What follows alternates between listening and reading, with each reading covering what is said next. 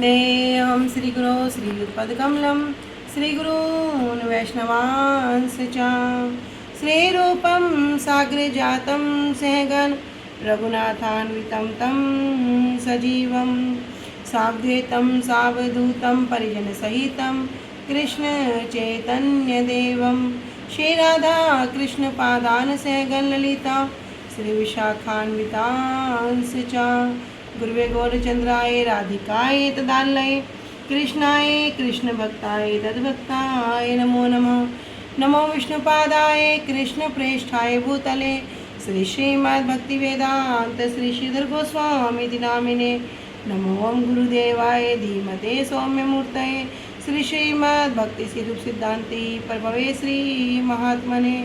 नमो विष्णुपादाय श्री राधिकाय प्रियात्मने श्री श्रीमद्भक्तिवेदांत श्रीनारायण गोस्वामी नामिने। श्री कृष्ण लीला कथने सुदक्षम औदार्य माधुर्य गुणश्च युक्तम वरम वरेण्यम प्रसमहंतम नारायण तम शीर्षा नमामि। वाञ्छाकल्पतरुभ्यश्च कृपा सिन्धुभ्यैव च पतितानां पावनेभ्यो वैष्णवेभ्यो नमो नमः। पंचतत्त्वात्मकं कृष्णं भक्तरूपं स्वरूपकं भक्तावतारं भक्ताख्यं नमामि भक्तशक्तिकं। श्रीकृष्ण चैतन्य प्रभु नित्यानंद श्री अद्वैत गदाधर श्रीवासादि गौरभक्तवृंद। हरे कृष्णा कृष्णा कृष्णा हरे हरे हरे राम राम राम हरे हरे। सर्वप्रथम परम आराध्यतम श्री गुरु पाठ पर जय विष्णुपाद अष्टोत्तर शत श्री श्रीमद् भक्ति वेदांत श्री श्रीधर गोस्वामी महाराज जी के श्री अभय चरण सरोज में अनंत कोटि दंडवत प्रणाम ज्ञापित करती हूँ। तदुपरांत मेरे परम गुरुदेव जैन तीला प्रविष्ट ओम विष्णुपाद अष्टोत्तर शत श्री श्रीमद् भक्ति स्वरूप सिद्धांति गोस्वामी महाराज जी एवं जनित तिल्ला प्रविष्ट ओम विष्णुपाद अष्टोत्तर शत श्री श्रीमद् भक्ति वेदांत श्री नारायण गोस्वामी महाराज जी के श्री अभय चरण सरोज में श्रद्धा पुष्पांजलि अर्पण करते हुए उनसे आयतु कृपा की वांछा करती हूँ। ग्रंथकार श्री कृष्णदास कविराज गोस्वामी जी, श्रीमन नित्यानंद प्रभु अखंड गुरु तत्व श्रीमन महाप्रभु एवं समस्त परिकरों के चरणों में दंडवत प्रणाम व्यापित करती हूँ। उपस्थित वैष्णव वैष्णवी सभी भक्तगण माता पिता भाई बहन सभी के चरणों में यथा योग्य है दंडवत प्रणाम स्वीकार है। सभी को हरे कृष्णा दंडवत प्रणाम। हरे कृष्णा दीदी दंडवत प्रणाम सभी को। धन्यवाद सभी को। श्री गुरुदेव की अहेतु कृपा से हम जो ग्रंथ का श्रवण कर रहे हैं उसका नाम है श्री श्री चैतन्य चैतामृत। श्री श्री चैतन्य चैतामृत ग्रंथ के अंतर्गत हम श्रवण कर रहे हैं मध्य लीला 19वां अध्याय, जिसमें हम आ चुके हैं प्यार संख्या 98 पे, पेज संख्या 185। अब तक हमने श्रवण किया कि महाप्रभु वल्लभ भट्ट जी के यहाँ पर अभी निमंत्रण दिया है और निमंत्रण को स्वीकार करने के लिए उनके घर पर गए हैं। रास्ते में जो यमुना में जो लीला हुई कि किस प्रकार महाप्रभु को प्रेमावेश हो गया और वे यमुना जी में छलांग लगा देते हैं। सब भक्त लोग क्या करते हैं, उनको वापस निकालते हैं, किंतु महाप्रभु इतने प्रेमावेश में है कि वहाँ पर नाव में ही नृत्य करने लगते हैं और नृत्य क्या करने से नौका डगमाने लगती है, जिससे नौका में पानी भर जाता है। जैसे तैसे करके वे पार उतरते हैं। तब महाप्रभु देखते हैं कि ये सब जो लोग हैं ये प्रेम भक्ति के इतने अभी आविष्ट नहीं हैं और वल्लभ भट्ट जी भी तर्क प्रिय हैं। इस कारण से क्या करते हैं, अपने भाव को संवरण कर लेते हैं। महाप्रभु वल्लभ भट्ट जी के यहाँ प्रसाद ग्रहण करते हैं और वल्लभ भट्ट जी उनके मुख के स्वाद के लिए लौंग इलायची आदि देकर उन्हें विश्राम कराते हैं। विश्राम कराने के उपरांत श्री वल्लभ भट्ट जी उनके चरणों की सेवा करते हैं। महाप्रभु कहते हैं कि जाओ आप भी प्रसाद ग्रहण करो। तब वल्लभ भट्ट जी प्रसाद ग्रहण करने जाते हैं और वापस आ जाते हैं महाप्रभु की सेवा के लिए। इतने में हमने श्रवण किया था कि वहाँ पर कौन आते हैं, श्री रघुपति उपाध्याय जी, जो त्रिहुत जो मिथिला देश में है, मिथिला देश में था, वहाँ पर रहते थे। तो वे महाप्रभु से मिलने के लिए आए। तब में महाप्रभु को जब दंडवत करते हैं, महाप्रभु उनको आशीर्वाद देते हैं क्या कि श्री कृष्ण में तुम्हारी मति रहे। जब इस प्रकार इतने सुंदर आशीर्वाद को वो ग्रहण करते हैं, क्योंकि सांसारिक वस्तु नहीं दे रहे हैं, क्या दे रहे हैं, जो वास्तविक वस्तु है, ऐसा कोई आशीर्वाद देने वाले जो हैं वे ही हमारा वास्तव हित चाहने वाले हैं। तो महाप्रभु ने इस प्रकार जब उनको आशीर्वाद प्रदान किया तो श्री रघुपति उपाध्याय जी अत्यंत प्रसन्न हुए। तब महाप्रभु उनसे कहते हैं कि आप कोई श्लोक को या श्री कृष्ण के विषय में कुछ वर्णन करो। तब इन्होंने अपने रचित जो श्लोक थे उसमें से एक श्लोक यहाँ पर वर्णन किया था, जिसे हमने कल श्रवण किया था। कह रहे थे कि श्रुतिम परे स्मृति परे भारत मान्य भजंतुम भवभीताः अहम यम नंदम वंदे यशालिंदे परम ब्रह्म। कि सब लोग क्या हैं, भयभीत हैं। किससे भयभीत है, भवभीता। ये संसार रूपी जो भव सागर है, सब लोगों को भय है। भय के कारण क्या करता है, कोई श्रुति का ध्यान करता है, कोई स्मृति का पाठ करता है, कोई महाभारत का भजन करता है। सब अपने अपने अकॉर्डिंग लगे हुए हैं, सब अपने अपने अकॉर्डिंग मोक्ष आदि की इच्छा के लिए कि मुझे मोक्ष की प्राप्ति हो जाए, मुझे ये मिल जाए, उसमें सब लगे हैं। अपने फलों, जो कर्मों के फल हैं उसके लिए सब लगे हुए हैं। किंतु यहाँ पर रघुपति उपाध्याय जी क्या कह रहे हैं, अहम इहम, कि मैं क्या करता हूँ, नंदम वंदे, मैं उन नंद महाराज जी की वंदना करता हूँ। किनकी, यशालिंदे। यश मतलब जिसके, जिनके आंगन में, आलिंदे मतलब आंगन में, जिनके आंगन में क्या करते हैं, परम ब्रह्म। परम ब्रह्म कौन, पूर्ण पुरुषोत्तम भगवान श्री कृष्ण क्रीड़ा करते हैं। तो इस प्रकार जब रघुपति उपाध्याय जी इस श्लोक को महाप्रभु को श्रवण करा रहे हैं तो महाप्रभु बड़े प्रसन्न होते हैं। तो महाप्रभु कहते हैं आगे कहो। लेकिन इसी श्लोक को सुनकर महाप्रभु के वचन के अनुसार उन्होंने क्या किया, फिर एक और श्लोक को पढ़ते हैं। कौन, रघुपति उपाध्याय जी। तो प्यार संख्या 98। श्री रघुपति उपाध्याय जी आगे कह रहे हैं, कम प्रति कथितुम ईशे संप्रति को वा प्रतिति माया तु गोपति तन्या कुंजे गोपवधूटी विटम्ब्रम। कह रहे कम प्रति, कम प्रति मतलब किसको, कथितुम ईशे, किसको बोलने के लिए, किससे कहूँ, कौन मेरी बातों में इतना जो विश्वास करेगा, किससे कहूँ। कह रहे इसे मैं समर्थ हूँ, संप्रति, संप्रति अब, को व प्रतिति मायातु,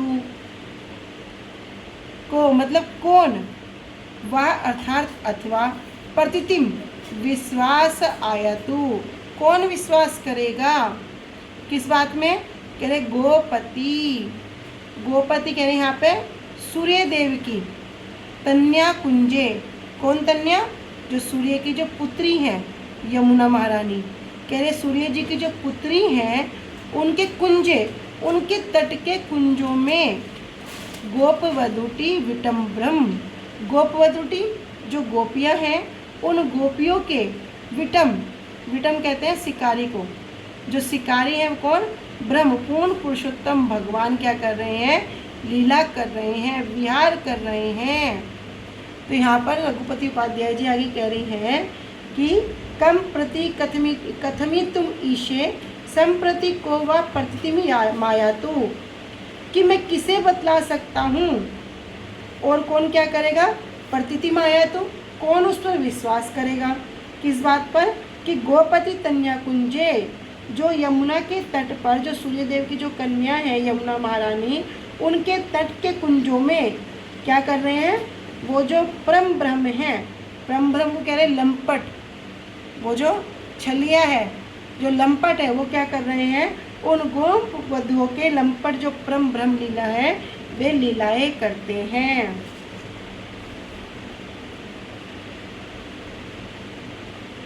तब महाप्रभु जब ये श्लोक को श्रवण करते हैं तो कह रहे प्रभु कहिन कहत हो पड़े कृष्ण लीला, प्रेमावेशे प्रभु देहे मन आयुला।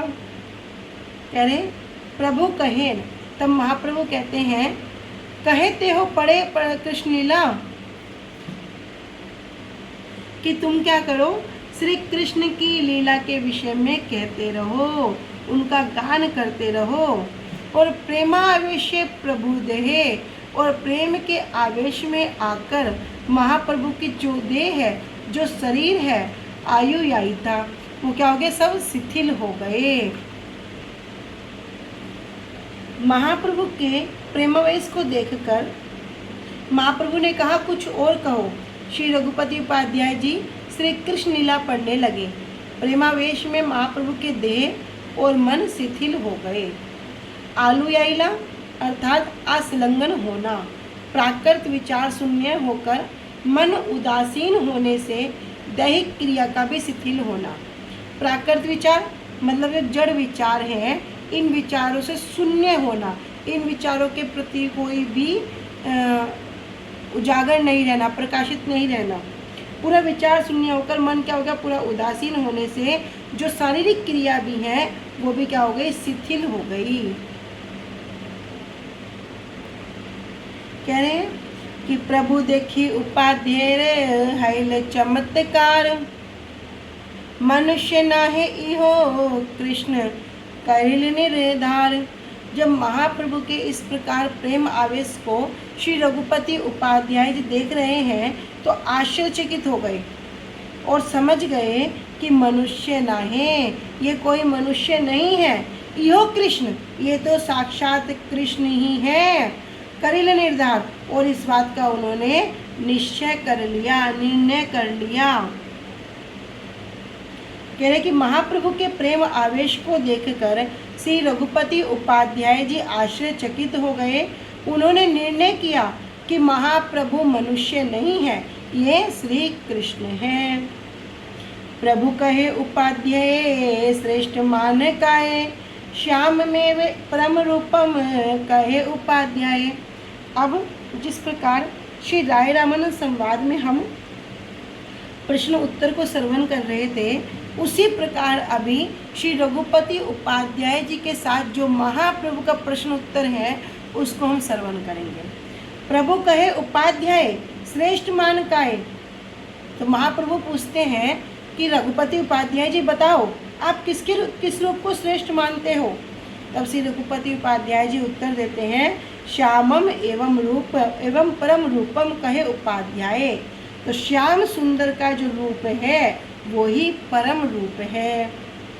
तो महाप्रभु ने श्री रघुपति जी से जिज्ञासा की कि श्री कृष्ण, श्री नारायण, राम और नरसिंह आदि भगवान के तो असंख्य आकार हैं, असंख्य रूप हैं, उनमें से आप किस आकार को सर्वश्रेष्ठ रूप में जानते हैं। तो यहाँ पर क्या कह रहे हैं, जो कृष्ण का जो श्याम सुंदर रूप है वही क्या है, सर्वश्रेष्ठ है, वही परम रूप है। तो यहाँ पर अनेक अनेक रूपों का वर्णन है। राम, नरसिंह, वामन, जितने भी अवतार हैं सबके रूपों का वर्णन है। लेकिन रघुपति उपाध्याय जी किसके विषय में वर्णन कर रहे हैं, जो स्वयं अवतारी हैं, अवतार नहीं है, जो अवतारी हैं। कहते ना कि राम, नरसिंह, वामन, भगवान के जितने भी अवतार हैं इनमें और कृष्ण में कोई भेद नहीं है। अगर हम तत्वगत दृष्टि से देखते हैं तो कोई भी भेद नहीं है। जो कार्य कृष्ण कर सकते हैं वही राम कर सकते हैं, वही नरसिंह कर सकते हैं, वही वामन कर सकते हैं। इसलिए तत्वगत दृष्टि से कोई भेद नहीं है। लेकिन भेद किस प्रकार है, रस की दृष्टि से। कहते हैं सिद्धांत तत्वस्तु अभेदे अपि श्री कृष्ण स्वरूपयो रसने उत्कृष्टतो, कि जो सिद्धांत तत्व की दृष्टि से है उसमें कोई भेद नहीं है।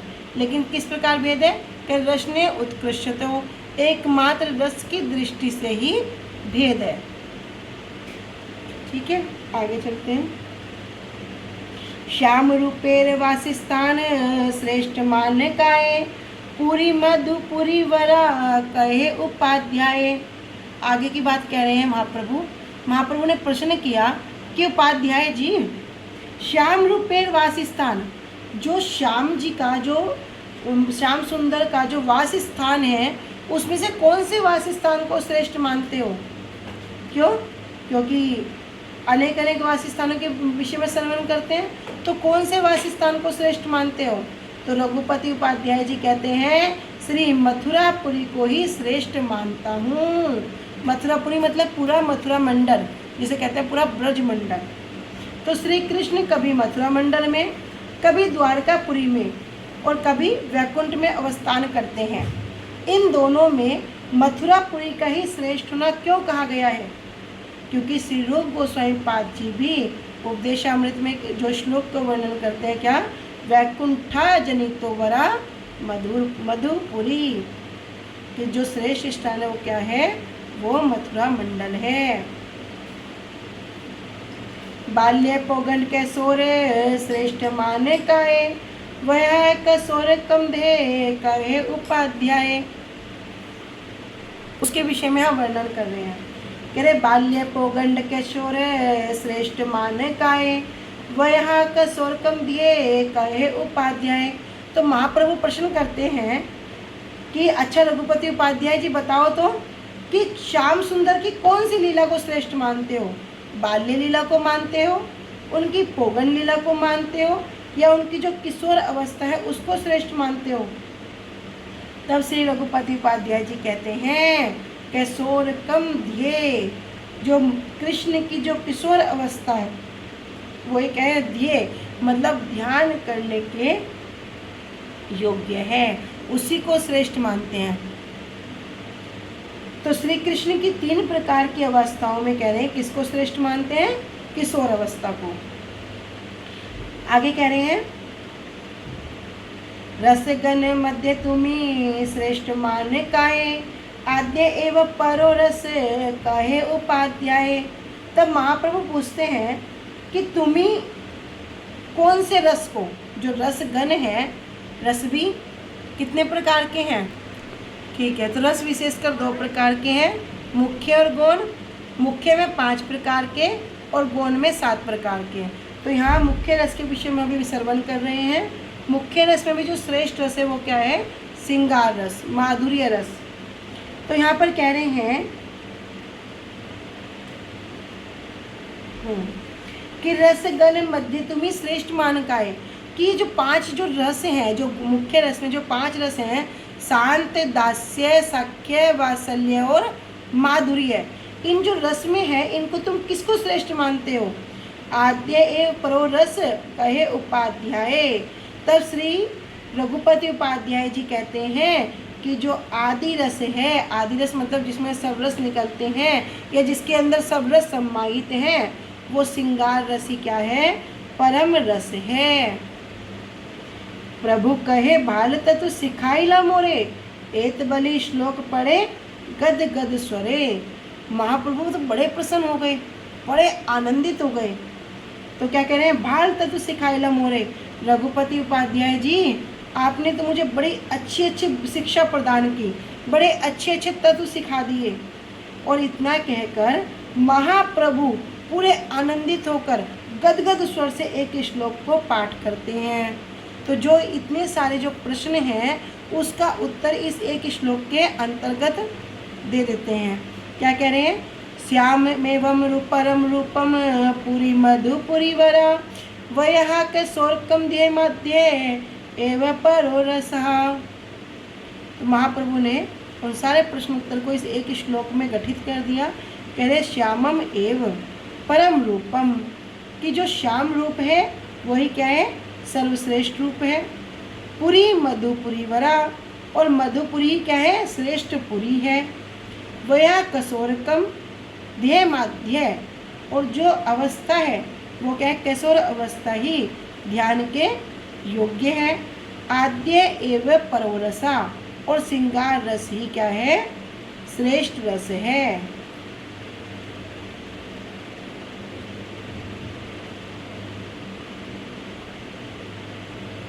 तो जो चारों चीज़ हैं वो इस एक श्लोक के अंतर्गत गठित कर दी।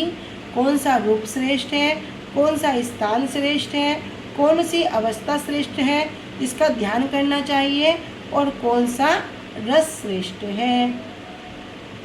प्रेम आवेशे प्रभु तारे कैल आलिंगन, प्रेम मत हयते हो करे न नर्तन। प्रेमावेश प्रभु तारे कैल आलिंगन। और महाप्रभु प्रेम के आवेश में क्या करते हैं, श्री रघुपति उपाध्याय जी को आलिंगन करते हैं। और प्रेम मत हयते हो करे न कीर्तन। और प्रेम में मत होकर, उन्मत्त होकर क्या करते हैं, कीर्तन करते हैं, नृत्य करते हैं।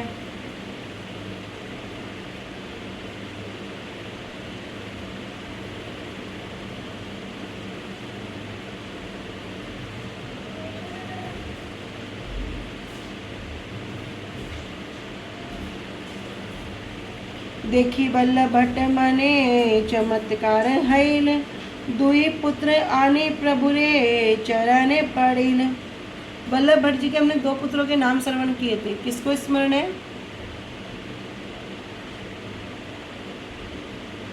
बोलो। एक तो विश्वेश्वर है और विश्वेश्वर है, गोपीनाथ। हाँ, एक विठलेश्वर जी, एक गोपीनाथ जी। जब वल्लभ भट्ट जी महाप्रभु और रघुपति उपाध्याय जी को जो आपस के जो प्रेम आवेश है उसको देखते हैं तो कहते हैं, देखी वल्लभ भट्ट मने चमत्कार हैल। महाप्रभु के इस प्रकार के जो प्रेम आवेश को देखकर वल्लभ भट्ट जी आश्चर्यचकित हो जाते हैं और क्या करते हैं, जल्दी से अपने दोनों पुत्रों को लाकर महाप्रभु के चरणों में डाल देते हैं, उनके चरणों में समर्पित कर देते हैं। महाप्रभु ने प्रेमावेश में श्री रघुपति उपाध्याय जी का आलिंगन किया और श्री रघुपति उपाध्याय भी प्रेम में मत होकर नृत्य करने लगे। उन दोनों के प्रेम में मत नृत्य को देखकर श्री वल्लभ भट्ट आश्चर्यचकित हो गए और उन्होंने अपने दोनों अर्थात श्री गोपीनाथ जी और श्री विठलेश्वर जी दोनों पुत्रों को लाकर महाप्रभु के चरणों में समर्पित कर दिया। अनुभाष्य में भक्ति सिद्धांत सर्वशास्त्र जी कह रहे हैं कि दुई पुत्र, कौन, वल्लभाचार्य जी के 2 पुत्र हैं, गोपीनाथ जी और विठलेश्वर जी। महाप्रभु जब 1434 अथवा या 1435 शताब्दी में प्रयाग में आए थे, उस समय जो विठलेश्वर हैं उनका जन्म नहीं हुआ था। इस संबंध में हम आगे श्रवण करेंगे, पीछे हमने श्रवण कर लिया, 18 अध्याय के 47वें प्यार में आप देख सकते हैं। प्रभु देखी बारे ग्रामे रे सब लोक आइल। प्रभु रे दर्शने सब लोग कृष्ण भक्त हैल। इधर महाप्रभु को देखने के लिए, उनके दर्शन करने के लिए ग्रामीण सब लोग आइल। गांव से सभी लोग क्या कर रहे हैं, महाप्रभु के दर्शन के लिए आ रहे हैं। प्रभु दर्शने सब लोग कृष्ण भक्त हैल। और महाप्रभु के दर्शन करके सभी लोग क्या हो गए, कृष्ण भक्त बन गए। किंतु अभी जो वल्लभ भट्ट जी हैं उनको चिंता है, क्या चिंता, महाप्रभु के जो प्रेमावेश है, महाप्रभु किस प्रकार प्रेम में उन्मत्त होकर अपने शरीर की सुध बुध खोकर क्या करते हैं, कभी यमुना जी में छलांग लगाते हैं, उस प्रेम में उन्मत्त होकर कभी जोर जोर से हंसते हैं, रोते हैं, गिरते हैं। इस कारण अभी वल्लभ भट्ट जी क्या करते हैं, इस चिंता में है।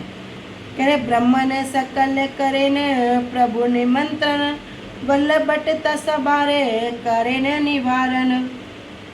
ब्राह्मण सकल, उस गांव के जितने भी सभी ब्राह्मण थे, अब क्या करने लगे, महाप्रभु को निमंत्रण करने लगे कि महाप्रभु हमारे यहाँ भी क्या है, भिक्षा के लिए आए, भोजन के लिए आए। किंतु वल्लभ भट्ट जी तासबार करें निवारण, वल्लभ भट्ट जी ने सबको ऐसा करने से मना कर दिया। प्रेमोन्मादे पड़े गोसाई मध्य यमुना ते। प्रयागे चलाई इहा नादिबे रहीते। क्यों, क्योंकि प्रेम के उन्माद में जब महाप्रभु को जो प्रेमावेश हुआ, उसके उन्माद में क्या किया, मध्य यमुना ते, यमुना जी के बीच में क्या किया, महाप्रभु ने यमुना जी में छलांग लगा दी। इस कारण मैं क्या करूँगा, प्रयागे चलाई, उनको प्रयाग लेकर जाऊंगा। यहाँ ना दिब रही थे, इनको यहाँ नहीं रहने दूंगा। तो महाप्रभु ने जिस प्रकार प्रेम के आवेश में यमुना नदी में कूद पड़े थे, इसलिए उन्होंने क्या किया, वापिस महाप्रभु को प्रयाग ले जाने का निश्चय कर लिया। जार इच्छा प्रयागे जैया करिबे निमंत्रण, एत बलि प्रभु लैया करिल गमन। तो यहाँ भावना क्या है, यहाँ महाप्रभु की सेवा की भावना है। यदि भी बहुत सारे जो भक्त लोग हैं वे महाप्रभु को निमंत्रण देने के लिए आ रहे हैं, किंतु वल्लभ भट्ट जी ने महाप्रभु की उस दशा के दर्शन किए हैं जिस स्थिति में महाप्रभु को अपने शरीर की सुध बुध नहीं रहती, तब क्या करते हैं, कह रहे मैं इनको यहाँ रहने ही नहीं दूंगा, वापस प्रयाग ही लेके जाऊंगा। जार इच्छा प्रयागे जाइया करीबे निमंत्रण, भैया जिसकी इच्छा हो, जार इच्छा जिसकी इच्छा हो वो क्या करो, प्रयागे जाइया, प्रयाग में जाकर इन्हें निमंत्रण करें। एत बलि प्रभु लैया करीला गमन, और इतना कहकर श्री वल्लभ भट्टाचार्य जी क्या करते हैं, महाप्रभु को लेकर गमन करते हैं, चल पड़ते हैं। गंगा पथे महाप्रभु रे नौकाते वसाइया, प्रयागे आइला भट्ट गोसाई रे लैया। गंगा पथे, गंगा जी के रास्ते से महाप्रभु रे नौकाते वसाइया, महाप्रभु को क्या किया, नौका में बिठाया, और प्रयागे आइला भट्ट गोसाई लैया, और महाप्रभु के साथ नाव में चढ़कर कहाँ गए, गंगा नदी से उनके साथ साथ प्रयाग में आ गए। लोक भीड़ भय प्रभु दशमिध्य आया, रूपे गोसाई शिक्षा करान शक्ति संचारिया। इधर वल्लभ भट्टाचार्य जी ने क्या किया, पिछली बार जब आए थे यमुना जी के मार्ग से आए थे, किंतु महाप्रभु की अवस्था को देखकर जब महाप्रभु ने यमुना जी के उस श्याम वर्ण को देखा, उस चिंतन स्वरूप को देखा, तो क्या हुआ, उन्हें प्रेमावेश हो गया, उसमें छलांग लगा दी। इसलिए महाप्रभु अभी उस यमुना जी से नहीं जाकर गंगा नदी से वापस जा रहे हैं, यमुना के मार्ग को छोड़कर। और जब इधर महाप्रभु जब प्रयाग में आ रहे हैं, कह रहे लोक भीड़ भय प्रभु, लोगों की भीड़ के भय से श्री माँ चैतन्य महाप्रभु 10वां मेघ जाइया, जो 10वां मेघ यज्ञ घाट है उस पर चले गए, और उसी घाट पर रूप गोसाई रे शिक्षा करान शक्ति संचारिया, श्री रूप गोस्वामी जी को शक्ति का संचार करके शिक्षा प्रदान की। श्री रूप गोस्वामी पाद की जय। अनुभाष्य में कह रहे हैं कि भगवान क्या है, अनंत शक्ति संपन्न है, और शक्तिमान भगवान से सुकृतिमान जीव कृपा शक्ति प्राप्त करता है। भैया हम सब कौन हैं, हम उसी भगवान के अंश हैं। तो जो भगवान के अंदर गुण है उन्हीं का कुछ ना कुछ अंश मात्र हम सबके अंदर आएगा ही आएगा। पिता के गुण ही तो बच्चे में आते हैं। तो क्या हुआ, जो भगवान सर ऐश्वर्य से पूर्णतम रूप में क्या है, बलवान है, लेकिन उन्हीं का ही कुछ अंश क्या हो गया, जीव के अंदर आएगा ही आएगा। कह रहे भगवान से सुकृतिमान जीव कृपा शक्ति को प्राप्त करता है। माया के चंगुल में पड़कर श्री कृष्ण विमुक्ता रूपी अज्ञान के कारण जीव संबंध अभिधेय प्रयोजन तत्व में प्रवेश नहीं कर पाता। भगवान श्री गौर हरि ने कृपा करके श्री रूप गोस्वामी जी को तत्व को समझने की शक्ति पहले अर्पण की और बाद में उन्हें तत्व शिक्षा प्रदान की। मतलब पहले कृपा किस प्रकार की, कृपा भी किस प्रकार की कि पहले उनको वहाँ जब बैठ गए तो पहले उनको शक्ति संचरित कर दी। कैसी कि जो भी मैं बोलूँगा उसको जल्दी अनायास ही समझ जाएंगे। और बाद में शिक्षा प्रदान कर रहे हैं। पहले शिक्षा प्रदान करके बाद में शक्ति संचारित नहीं की, पहले शक्ति संचारित कर दी और बाद में क्या करा, उनको वो शिक्षा प्रदान कर दी कि जिससे वो उस शिक्षा को तुरंत ग्रहण कर सकें। इसलिए कहते हैं ना कि जिनके ऊपर ऐसी कृपा हो जाए, भैया अनपढ़ हो, पढ़ा लिखा ना हो, वो भी बड़े बड़े श्लोकों को, बड़े बड़े शब्दों को उच्चारण करने लगता है। इसलिए मुकम करोति वाचालम पंगुम लंघयते गिरिम यत् कृपा तमहम वंदे श्री परमानंद माधवम। या श्री गुरु दीन तारणम। तो जिनके ऊपर इस प्रकार की कृपा हो जाए, वो बोलना भी ना जानता हो, वो भी क्या होता है, बड़ा वाचाल हो जाता है, बड़ा बोलने वाला हो जाता है। पंगु व्यक्ति भी क्या करता है, पर्वत को लांघ जाता है। जिसे बोलो घर में 2 जीने चढ़ के दिखा दो, 2 जीने की बात छोड़ो, 2 सीढ़ी चढ़ के दिखा दो, नहीं चढ़ सकता। लेकिन जब गुरु कृपा होगी, जब भगवत कृपा होगी, वो बड़े बड़े पहाड़ों को अनायासी लांघ जाएगा, अनायासी। उसे कोई चेष्टा नहीं करनी पड़ेगी। जैसे पीछे से कोई बल देता है ना, बस वो तो भाग रहा है, पीछे से बल देने वाला दे रहा है, उसके सहारे से वो चल रहा है, ऐसे वो चढ़ जाएगा। लेकिन जो पीछे व्यक्ति वो दिख नहीं रहा है, इस प्रकार जब वो कृपा होएगी तो इस प्रकार बड़े बड़े पर्वतों को वो लांघ जाएगा। तो महाप्रभु ने क्या किया, श्री गौरहरि ने कृपा करके श्री रूप गोस्वामी जी को तत्व को समझने की शक्ति पहले अर्पण कर दी और बाद में उनको शिक्षा प्रदान की। किंतु इस छोटे से अनुभाष्य में बड़े सुंदर सुंदर विचार हैं, ठीक है, जिनको हम कोशिश करेंगे कल श्रवण करने की। अभी हम यहीं तक रखते हैं। वांछा कल्पतरुभ्यश्च कृपा सिन्धुभ्येव च पतितानां पावनेभ्यो वैष्णवेभ्यो नमो नमः। श्री गुरुदेव की जय।